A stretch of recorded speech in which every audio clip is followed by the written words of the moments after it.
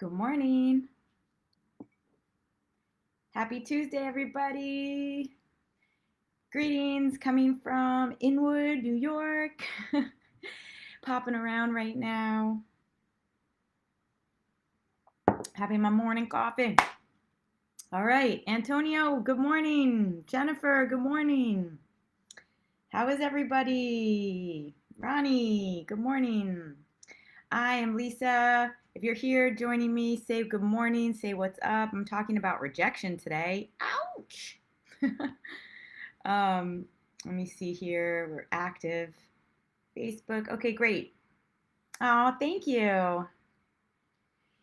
Uh, it's actually, I'm in Gisella's apartment. She has the best lighting here ever. um, all right. So I'm a mind mastery coach and breathwork practitioner. So I'm all about helping you rewire your mind by giving you perspective shifts because most of the time, the things around us don't change, but the way that we see them can. And when we see something different, we can change the way we move through something. We can change our perspective and actions and behaviors and thoughts, and then everything changes from there. So that's what I love about mind mastery, which I've been thinking a lot about when I do my marketing, and every time I always think, oh, but everyone probably relates more to the word mindset. And it's taken me a while to really accept that, you know what? No, actually, what I do is mind mastery. Because a mindset is almost like what you get with mind mastery. So when you are able to catch your thoughts, a mindset, you can kind of that fake it to make it thing. You can just like take on the affirmation and like kind of short circuit. I mean, mindset is great too. Don't get me wrong. It's an attitude. It's a way of seeing the world, and it's a great if you have a positive mindset. I think mind mastery is like goes above that, and it's all about the bigger like. Are you able to navigate your mind? Are you able to work through things that when times are tough, that you're able to not let your emotions take you? But that doesn't mean don't feel them. It doesn't mean don't go through the ride. It just means how are you moving your through something. Hey Michael, good morning. So the reason why I'm saying this is because rejection, which is what we're talking about today, is probably one of the hardest ones to move ourselves through. Okay, so we're going to be talking about rejection, which I'm really fascinated with after kind of researching it over the last week. I took some time really to dive into this one because at first I was like, I always get like this where I'm like, oh, I have my thoughts on it and like it's easy. And then I start working with it and I'm like, holy shit, there's so many different angles into this one word, to this one way of thinking, which is exactly what mind mastery is. I have actually shifted just slightly, even my own way of thinking about rejection to a point where I'm just like, wow, there's a lot of empowerment happening right now. If you stick with me here, I'm going to be pulling Osho cards in a little bit, probably like about 10 minutes, 10, 15 minutes after I talk a little bit. So if you want to get a personalized reading, you can drop a number in when the time comes. And this is the Osho deck. I'm traveling, so I'm not doing the animals today because I didn't bring the book. But I love seeing all my people here. Thank you for being here. All right, so this is what we're going to do. I'm going to talk about rejection. First, let me talk on a personal note. When I was thinking about, okay, what part of rejection do I want to share in my life, there was two main things that would come up. One is dating, like in my dating journey, the whole like ghosting and navigating this world of like, I like you and you don't like me. And so there's that, which has to do with like someone rejecting me. And then the second one is in marketing, having this business and really feeling like sometimes, why isn't anyone buying what I'm selling? Why, like, I feel there was like this sense of rejection as if like my work isn't good enough, or how is everybody else figuring out how to crack the code and sell all these things and I can't. So those are the two places that it came up for me. That's kind of on the current side. I do want to say that rejection when I started, and please, like, if you're here listening, do you have a story? Because when I listen to a bunch of TED Talks and everything, we can all kind of link back to a story that we remember feeling rejected. It could have been in sports growing up as a kid, something really simple. It could have been like your parents were hyper sensitive around what you were ate and you kept on getting rejected with your seconds of food, or could never have dessert growing up. I mean, it is in the fabric of our society because of the word no. Because we have yes and because we have no, it means when someone says no to you, you have a choice. Are you going to take that as a rejection? Or are you going to be able to take no as next? And that was one of the biggest things I want to talk about here today with rejection, which is our ability to take no as next. And this is something that Jack Canfield in the Success Principles talks about and taught me, one of my favorite books, by the way, because he follows all these successful people. Because do you think that they got there with yes, yes, yes the whole way through? I don't think so. They had to actually develop a relationship with rejection as a form of motivation, as a form of protection and projection. Those are some of the things that I've been learning here. That what if we saw rejection as number one, a protection? So maybe you're not meant to go that way.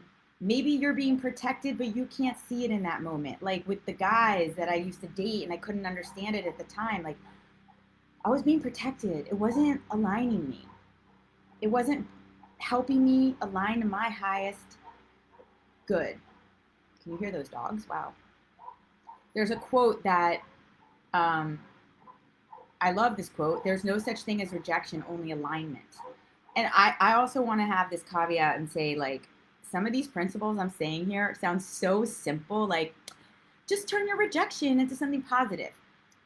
I know that is way easier said than done. And at the same time, is it? You know, it's like back to that mindset, mind mastery piece.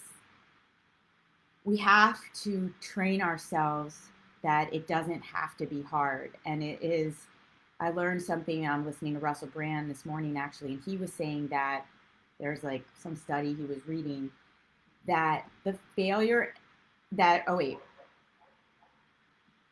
we relive social pain like rejection is more powerful and potent than any physical pain, which means we can like have something trigger the same rejection and we can relive that and it can feel absolutely devastating. And so I think there's two things I want to say here. Is one is that how much it's linked to our self-worth. And one of the big moments I had is I was thinking, secure people don't feel rejection. Insecure people feel rejection. What am I trying to say here? And it's not that black and white. It kind of is and it isn't. If you are secure, what does that mean? It means that you have taken the time to get to know yourself. You feel confident in who you are. You're clear about your boundaries. You've done the work to meditate, to get still enough, to feel secure in life, to navigate the hard conversations, the hard things where you are secure when no comes. You're able to do what we're saying here is that it's not personal. It's not an attack on your self-worth. It's not an attack on your weakness. And you don't take it in to help serve you. See, this is where it gets a little interesting, is that sometimes we take the rejection and we like it because it's serving a story that we have in our mind about not being good enough. And we rather loop that story and fall into the same past pattern, whether it's a relationship, something in your family, something in society, something with a job, something with just a behavior, versus the fear sometimes of transitioning out of that familiar pain into an unfamiliar potential pain or potential pleasure. So it doesn't even matter in some ways what word I pick here. It always comes back to this default programming and how we're going to navigate our way out. The thing about rejection is it can go real, real deep and take a hold of us to the point where we sometimes feel like we can't help it, but we can. And it comes with kind of looking at what I said. What if there was no such thing as rejection, but only alignment? What if, as you're going through the feeling of rejection, you also awaken the feeling that maybe, just maybe, alignment is beckoning you? And if you can even get to that moment, and let me know what here is like, what's striking a chord, what are you like, hell no, what are you like, hell yes, share with me what you're hearing here. Yes, rejection from family. And what have you been rejected from? Oh no, I lost my train of thought.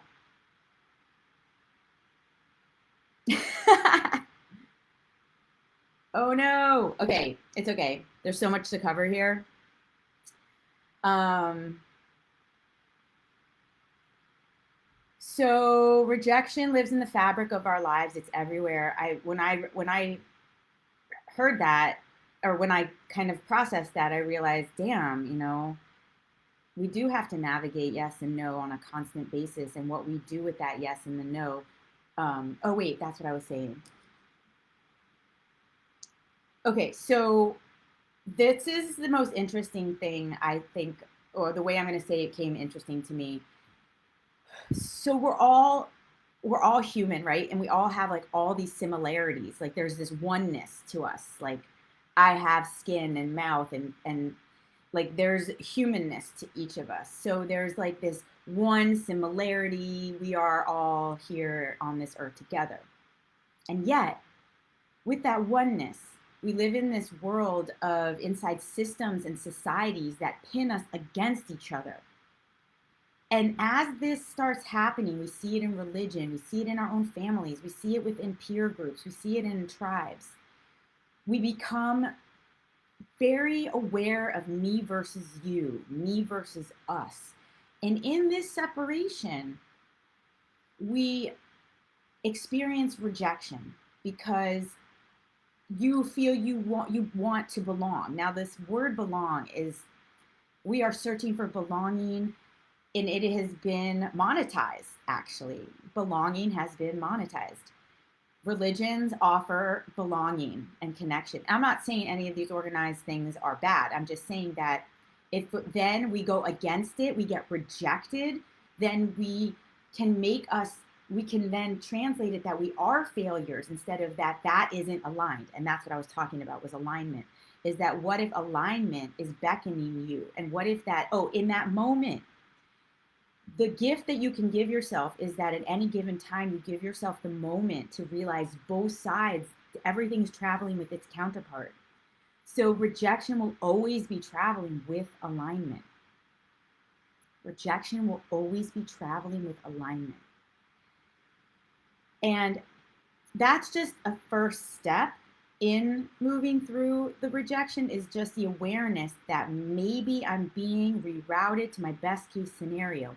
Maybe, if you can give yourself maybe, that means you open up to a possibility that what you think you are attaching to as correct or right or nice or good could have served its purpose, which brings me to this. Rejection serves a purpose to protect you and to project. So project is maybe other people are projecting their own fears onto you, and that you experience it as rejection when actually it has nothing to do with you. That's been a huge thing for me in life, is to start to realize it can be challenging, again, because sometimes we want to take it personally, especially if it's something that is feeding a belief we have about ourselves. Like, see, I'm not good enough for that. Or see, I knew he wouldn't like me because of blah, blah, blah, blah, blah. And it's hard to just remind ourselves that has nothing to do with me. So we circle back to, if I'm secure. And how do we get secure? We do the work. We meditate. We read. We open the possibility that something that we think can actually be seen differently. That's how we do the work. We don't get stuck believing one thing. We give ourselves the possibility that it can change. Because if you give yourself the possibility that the way you see something could actually be shifted, then you can shift.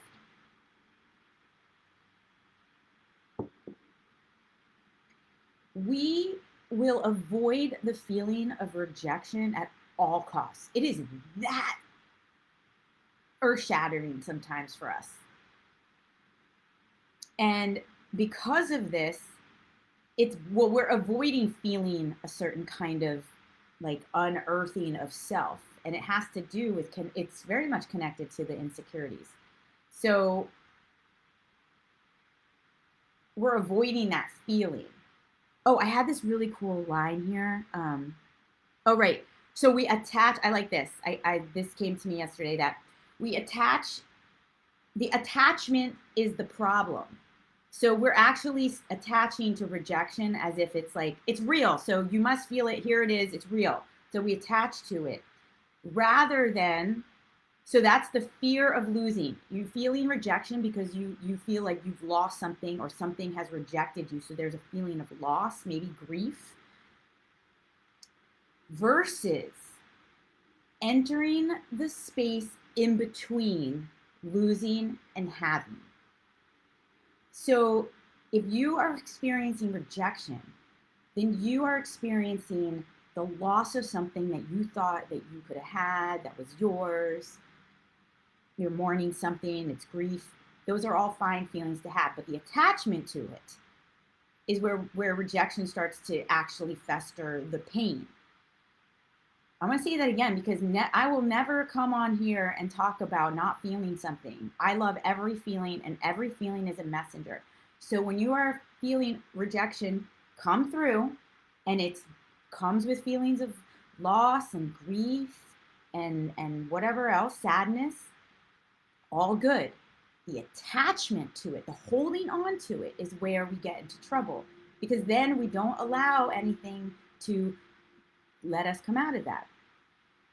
Because the fear of losing whatever this, even though I don't like it, is somehow safer than the space, which is basically the unknown, it's the void, the space between letting go. And this happens in addiction, all addictions, and we get addicted to thoughts, we get addicted to holding on to patterns and behaviors. So this is just an example.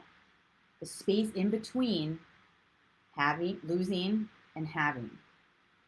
So what if you could strengthen what you might have? What if, and again, this is so easy for me to sit here and say, and actually I'm literally inside, and I was laughing so hard because I picked this topic, rejection, weeks ago. Like I think ahead and I just kind of put them out into and I am inside of a rejection experience right now. And I was laughing so hard because I was like, oh my God, I am basically talking to myself right now. And I am feeling really, I mean, it is empowering me. This talk today, I thank you because it's helping me. It's reminding me. And I'm going through this very subtle, like, there's this little whisper that's like, okay, Lisa, what do you have to lose by listening to alignment right now? It's kind of like, it's like, I think alignment is the trickster. And I feel like it's like, I want to believe it because like my higher self and my spiritual self is like, of course alignment is the way. Of course it is the superior frequency. And it will always, I know, I like in my core, I know it's drawing me forward. And then it's like, I want to be like, fuck you, alignment. You don't know what's going on here. You don't know what to help. And I'm like, it's playing a trick on me. It's trying to take me away from it. And I'm like, oh my God, it's so fascinating. And I'm seeing how like I want the unhealthy thing, and I'm watching my mind create how it's healthy and how it's like, I mean, if you get it, you get it. Like, these are the mind games that we play with ourselves. I have an art piece that says mind games with myself. Who wins?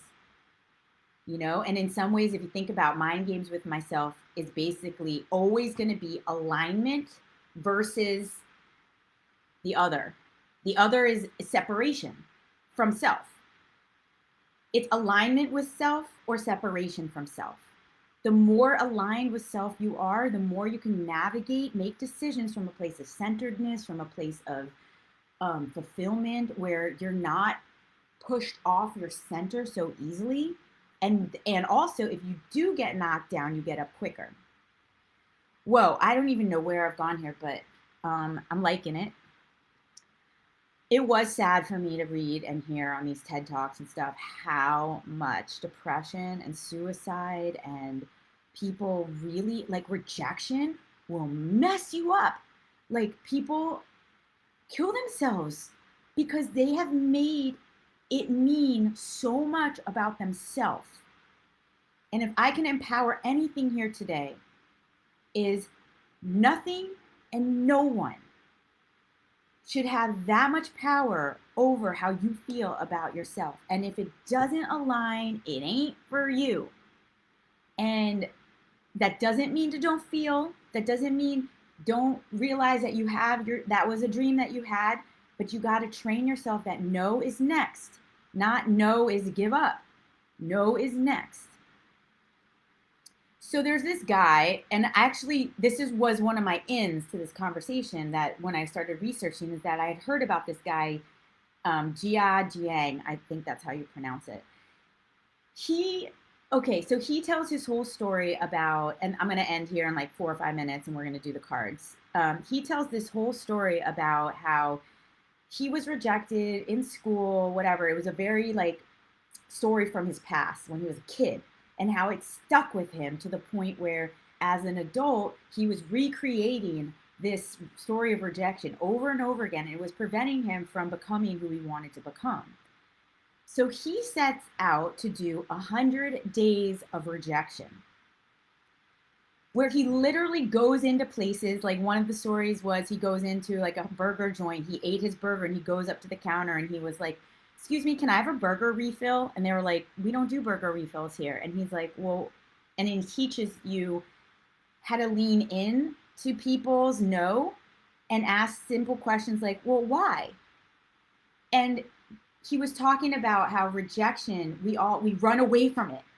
Like, no, and then we're out, as if we don't realize that maybe there's negotiation there too, which leads me to Chris Voss, who is an FBI negotiator, and his book is called Split the Difference, I think, or Splitting the Difference, and he also has a master class. Oh my gosh, you guys, queens, kings, you gotta get in touch with this book, because this book will help you, and these skills of negotiating help you realize and see beyond the conversation.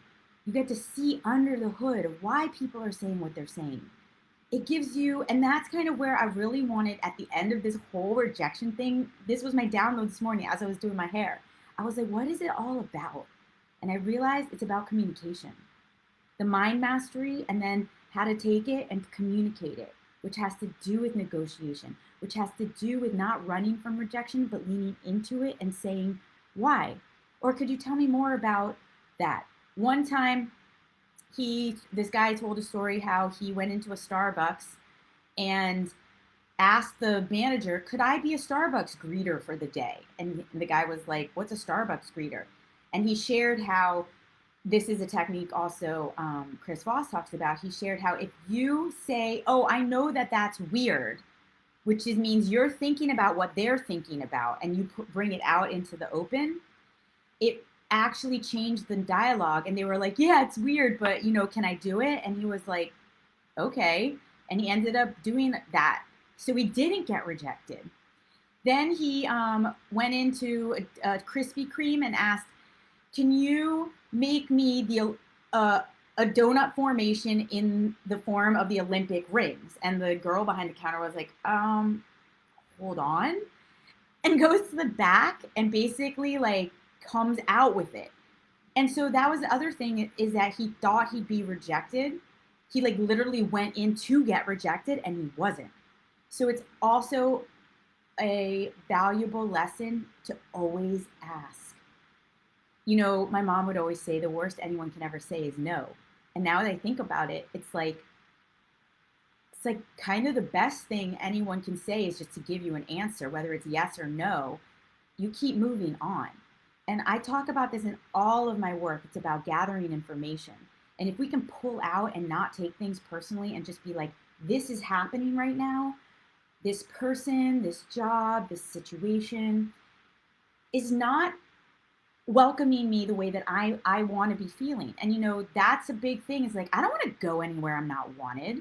And especially in relationships, why are we trying to convince someone? Do you like me? Do you want me? Do you want me around? Do you love me? Love me, love me. It's like, don't chase. The best way to get things and people is actually to just live from this inside out. So 100 Days of Rejection, that was fascinating. And that's a great TED Talk if you want to go listen to it. J-I-A is his first name, and then J-I-A-N-G. And he actually got that idea from a different book. I think some Jason guy, I can't remember the name. Let's see. Why would we want to go where we aren't wanted? Okay, so yeah, I think I covered everything here.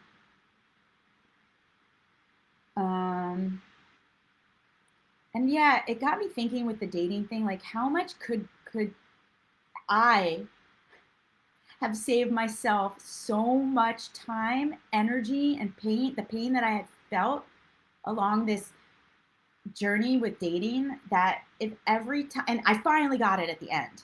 And actually, I can tell you a little bit about that in 2 seconds. If every time someone ghosted me, that I was able to turn that around way quicker and just be like, next, like, oh my gosh, that would have saved me so much energy. I took that so personally. Aw, me, Lisa. Such a journey. And this is the thing, is that I'm hugging myself because it was hard. And these things were really painful. And they took days and years sometimes out of my life.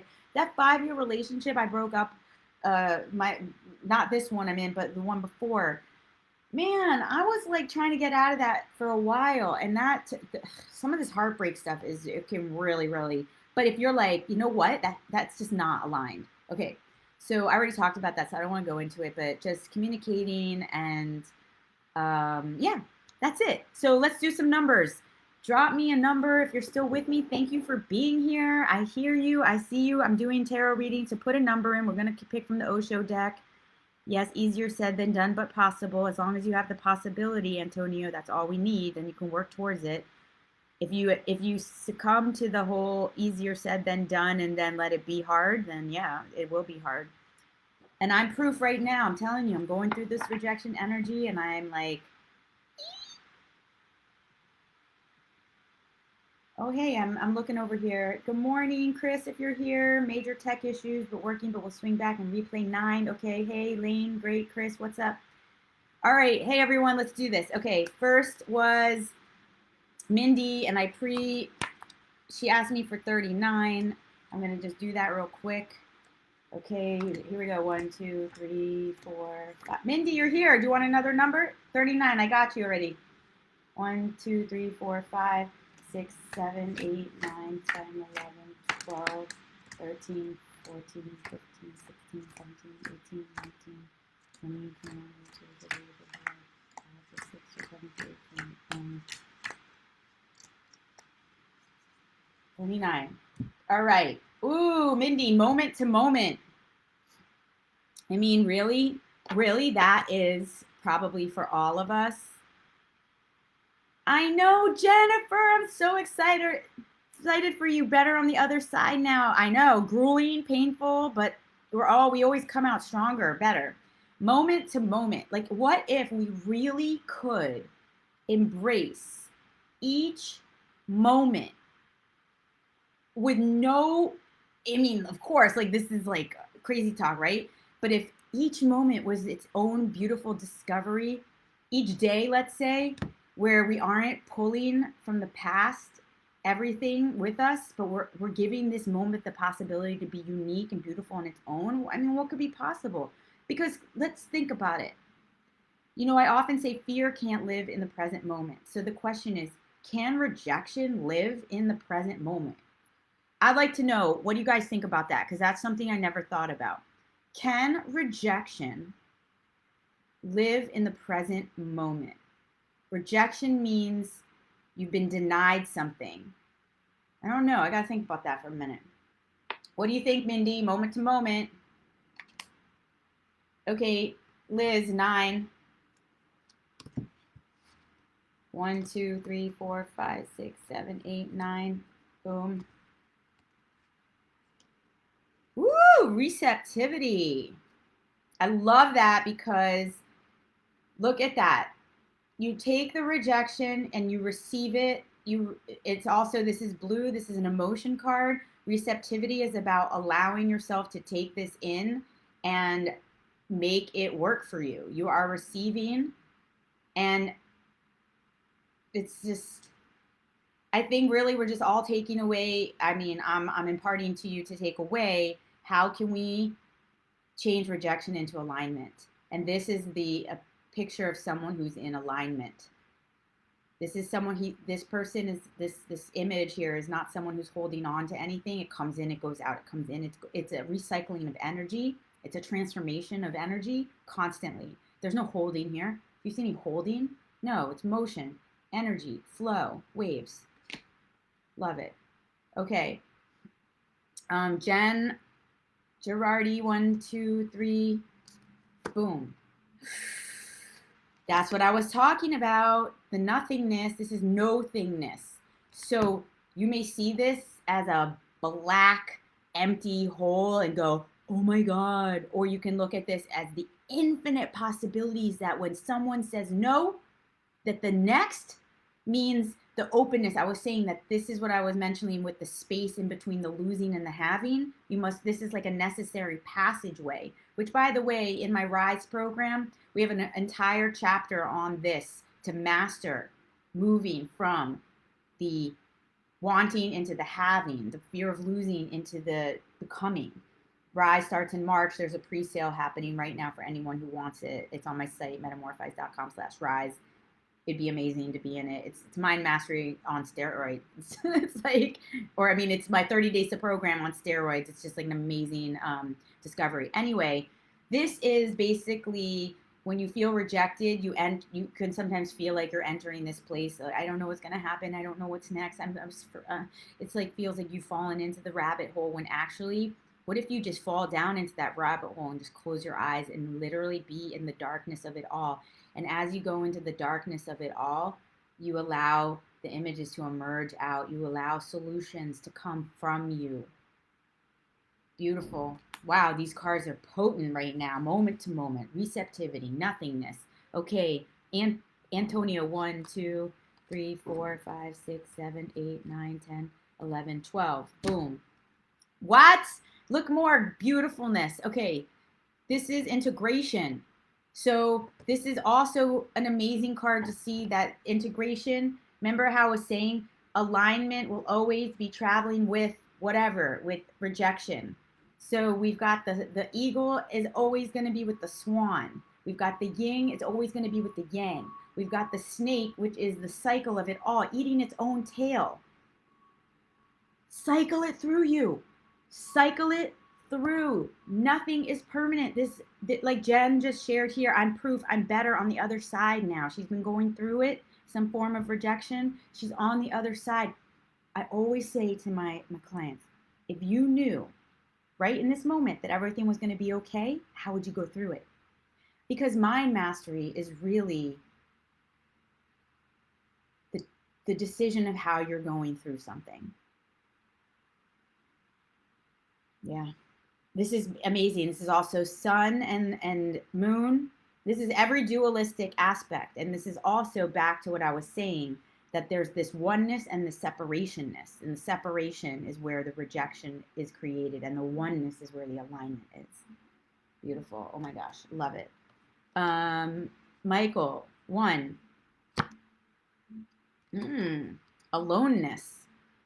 Well, this card is actually a really beautiful story of awakening, because this is Buddha's right-hand man. And, oh no, sorry, that's the sorrow card. Aloneness, my bad.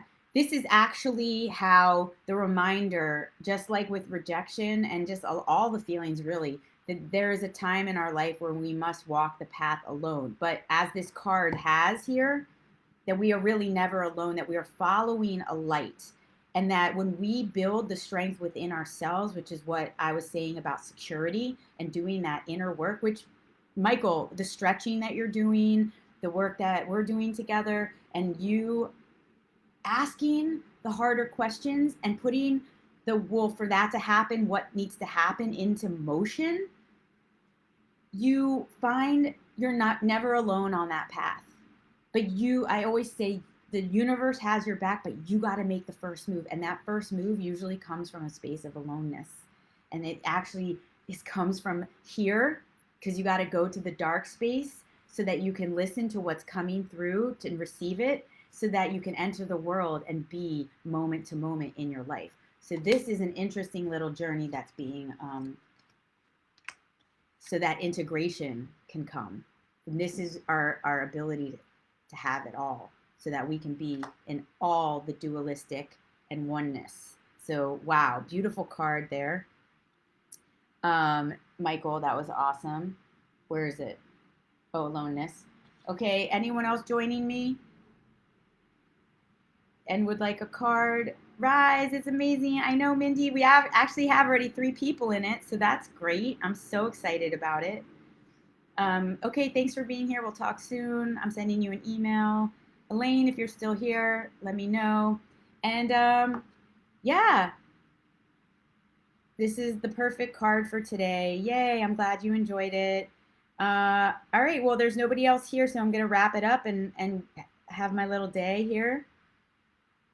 You know, I just realized something.